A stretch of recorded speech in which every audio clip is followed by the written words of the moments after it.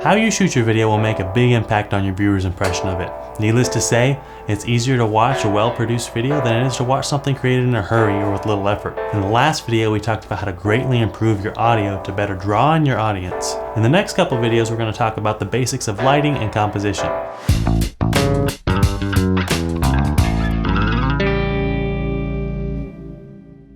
First of all, in a professional lighting setup like I have right now, you'll have several lights to make the scene look more dynamic.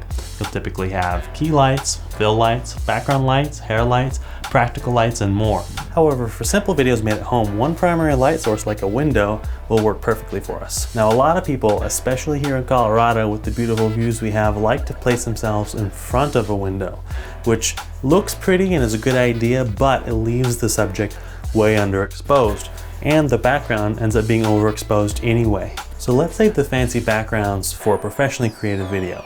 Being that the subject or your face is the most important thing in these videos, let's expose that properly.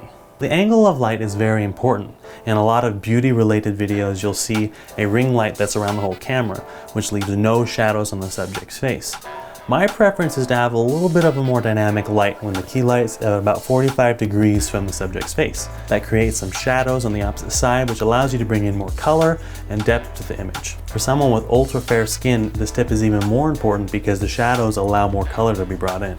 As for exposure, you want to make sure that you're not completely blown out, and you want to make sure you're not too dark.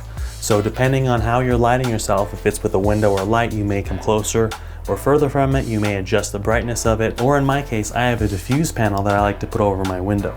Now, to make things way easier, I'd recommend looking into investing into an LED panel like I have right over here. What this does is it lets you adjust the brightness and the color temperature of the light, which will mean you can use it in any room and light any scene you want. I'll include the links for this panel and several others that I've used in the video description. On our next video, we're going to talk about framing and composition so that you can get the best picture out of your video setup. So if you found this video helpful, or you know someone who would benefit from this need to know information, please give it a like and a share, and comment for what you'd like to see next. Thanks for watching.